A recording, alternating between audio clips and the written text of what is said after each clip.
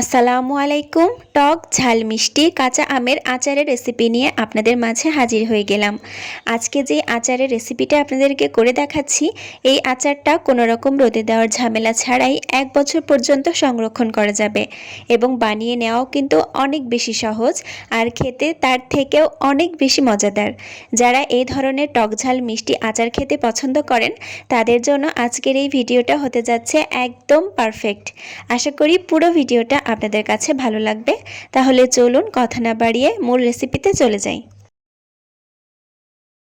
আজকের এই আচারটা বানানোর জন্য আমি 1 কেজি পরিমাণ আম নিয়েছি এবং তার থেকে একটা আম নিয়ে আমটার মুখের সাইডটা কেটে নিয়েছি এবং আঁটি সহ আমটাকে মাঝখান বরাবর কেটে 2 ভাগে ভাগ করে নিচ্ছি আর বিচিটাকেও এভাবে ফেলে দিচ্ছি।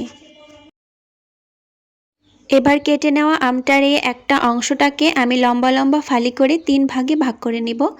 দেখতেই পাচ্ছেন আমি ছুরির সাহায্যে এই একটা অংশকে 3 ভাগে ভাগ করে নিচ্ছি। আপনারা চাইলে এই কাজটা বটি দিয়েও করতে পারেন, যাদের যেভাবে করতে সুবিধা হয় সেভাবেই কেটে নিতে পারেন। একই রকমভাবে আমি আরও একটা অংশ 3 ভাগে ভাগ করে লম্বা লম্বা ফালি করে কেটে নিচ্ছি। এবার কেটে নেওয়া ফালি করে রাখা আমের টুকরাগুলোকে আমি খোসার সাইডটার দিকে একটু ছুরির সাহায্যে এভাবে কেটে নিচ্ছি। দেখতেই পাচ্ছেন এভাবে কেটে নেওয়ার কারণে আমের মধ্যে মশলাটা খুব সুন্দরভাবে ঢুকবে এবং আচারটা খেতেও অনেক বেশি ভালো লাগবে। দেখতে পাচ্ছেন খোসার সাইডটাতে খুব সুন্দর করে ছুরি দিয়ে আমি কেচে নিয়েছি বা কেটে নিয়েছি। সবগুলা আমকে আমি একই রকমভাবে কেটে নিয়েছি আর এখন এই আমের মধ্যে আমি দিয়ে দিচ্ছি 1 টেবিল চামচ পরিমাণ লবণ। এবারে আমি আরও দিয়ে দিচ্ছি 1 চা চামচ পরিমাণ হলুদের গুঁড়া এবং দিয়ে দিচ্ছি 1 চা চামচ পরিমাণ লাল মরিচের গুঁড়া। লবণ, হলুদ এবং লাল মরিচের গুঁড়াটা দেওয়ার পর আমের টুকরাগুলোর সাথে খুব ভালো করে মিশিয়ে নিতে হবে। আমি এভাবে বাটিটা ধরে একটু ঝাঁকিয়ে ঝাঁকিয়ে খুব ভালো করে মিশিয়ে নিচ্ছি। আপনারা চাইলে হাত ব্যবহার করেও আমগুলোর সাথে মশলাটাকে ভালো করে মিশিয়ে নিতে পারেন। লবণ হলুদ মাখানো এই আমের টুকরাগুলাকে আমি এখন একটা বড় সাইজের প্লেটের উপরে একটু নিয়ে নিচ্ছি আর এগুলাকে এখন ফ্যানের নিচে রেখে একটু শুকিয়ে নেব 2 ঘন্টার জন্য। জাস্ট লবণ হলুদ মাখানোর পর আমের গা থেকে যেই পানিটা ছেড়েছে সেই পানিটা শুকিয়ে নেওয়ার জন্য এগুলাকে ফ্যানের নিচে রেখে দিতে হবে, অথবা আপনাদের যদি রোদের ব্যবস্থা থাকে সেক্ষেত্রে 2 ঘন্টা রোদে দিয়েও রাখতে পারেন। এখন চুলায় আমি একটা প্যানে দিয়ে দিচ্ছি 1 কাপ পরিমাণ সরিষার তেল। 1 কেজি আমের জন্য আমি 1 কাপ পরিমাণ সরিষার তেল ব্যবহার করেছি। তেলটা কিছুটা গরম হয়ে গেলে দিয়ে দিচ্ছি আমি 1 টেবিল চামচ পরিমাণ 5 ফোড়ন। 5 ফোড়নটাকে আমি পাটায় কাঁচা অবস্থায় একটু থেতলে নিয়েছি। তেলের সাথে 5 ফোড়নটাকে কিছুক্ষণ একটু ভেজে নেওয়ার পর দিয়ে দিচ্ছি আমি 1.5 টেবিল চামচ পরিমাণ রসুন বাটা। চেষ্টা করবেন কোনো রকম পানি ছাড়াই রসুনটাকে বেটে নেওয়ার জন্য। আর দিয়ে দিচ্ছি 1.5 টেবিল চামচ পরিমাণ সরিষা বাটা। আমের আচারের মধ্যে সরিষা বাটাটা দিলে খুব সুন্দর একটা ফ্লেভার আসে। আর আমি এই সরিষাটাকে ভিনেগার দিয়ে বেটে নিয়েছি যাতে আচারের মধ্যে কোনো রকম পানির কোনো অংশ না থাকে। মশলাগুলো তেলের সাথে কিছুক্ষণ ভেজে নেওয়ার পর এখন আমি দিয়ে দিচ্ছি শুকিয়ে রাখা সেই আমের টুকরাগুলা। দেখতেই পাচ্ছেন ফ্যানের নিচে 2 ঘন্টা রাখার কারণে কিন্তু আমের গা থেকে যে পানিটা ছেড়েছিল সেটা অনেকটাই শুকিয়ে এসেছে। আপনাদের বাসায় যদি রোদের ব্যবস্থা থাকে সেক্ষেত্রে রোদে দিতে পারেন, তবে রোদের ব্যবস্থা না থাকলে কিন্তু এভাবে ফ্যানের নিচে শুকিয়ে নিলেই হবে। এখন এই আমের টুকরাগুলাকে এই তেলের সঙ্গে খুব ভালো করে 6-7 মিনিটের জন্য ভেজে নিতে হবে। ঘড়ি ধরে চেষ্টা করবেন 6 থেকে 7 মিনিট আমের টুকরাগুলোকে খুব ভালো করে ভেজে নেওয়ার জন্য।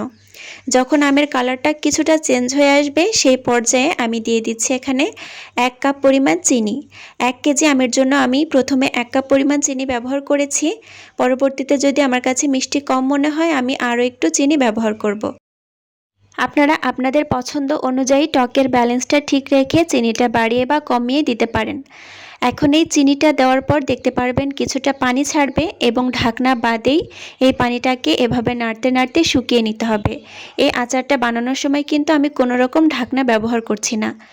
এরকম মাঝে মাঝে একটু নেড়ে দিবেন, না হলে আমটার নিচে থেকে পুড়ে যেতে পারে আর পুড়ে গেলে কিন্তু আচারের স্বাদটা ভালো আসবে না। তাই মাঝে মাঝে চুলার জালটা মিডিয়াম টু লোতে রেখে এভাবে নাড়তে নাড়তে চিনির পানিটা শুকিয়ে নিতে হবে।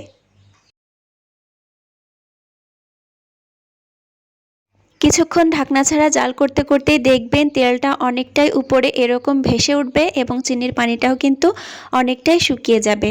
যখন বেশ কিছুটা তেল উপরে উঠে আসবে সেই পর্যায়ে আমি এখানে দিয়ে দিচ্ছি 1/4 কাপ পরিমাণ হোয়াইট ভিনেগার বা সাদা সিরকা এবং দিয়ে দিচ্ছি আমি 1 চা চামচ পরিমাণ চিলি ফ্লেক্স। শুকনা মরিচ আমি শুকনা খোলায় টেলে হাত দিয়ে একটু ভেঙে নিয়েছি আর এই আমের আচারের মধ্যে ব্যবহার করেছি। ভিনেগার এবং চিলি ফ্লেক্সটা দেওয়ার পর আবারও আলতো করে খুব ভালো করে আমের সাথে মিশিয়ে নিতে হবে। আর যতক্ষণ না পর্যন্ত আমের গা থেকে সম্পূর্ণ তেলটা ছেড়ে দিচ্ছে ততক্ষণ পর্যন্ত এটাকে মিডিয়াম টু লো আঁচে এভাবে মাঝে মাঝে নাড়তে নাড়তে রান্না করে নিতে হবে। খুব অল্প সময়ের মধ্যেই কিন্তু এই আমের আচারটা একদম তৈরি হয়ে যায়। খুব বেশি সময় কিন্তু এটা চুলায় জাল করা লাগে না, দেখে নিশ্চয়ই বুঝতে পারলেন। যখন সম্পূর্ণভাবে তেলটা আমের গা থেকে ছেড়ে দিবে আর কোনো পানির অংশ না থাকবে সেই পর্যায়ে চুলার জালটা বন্ধ করে দিয়ে আমের আচারটাকে চুলা থেকে নামিয়ে একদম সম্পূর্ণভাবে ঠান্ডা করে তারপরে যে কোনো এয়ারটাইট কাচের জারে ভরে এই আমের আচারটাকে আপনারা 1 বছর পর্যন্ত রোদে দেওয়ার ঝামেলা ছাড়াই সংরক্ষণ করতে পারবেন। দেখতেই পারলেন এই টকঝাল মিষ্টি আমের আচারটা বানানো ঠিক কতটা সহজ এবং কত অল্প সময়ের মধ্যে এই মজাদার আমের আচারটা বানিয়ে নেওয়া যায়। আশা করি আমার আজকের এই সহজ টকঝাল মিষ্টি আমের আচারের রেসিপিটা আপনাদের কাছে ভালো লেগেছে। নতুন কোনো ভিডিও নিয়ে হাজির হয়ে যাব। আল্লাহ হাফেজ।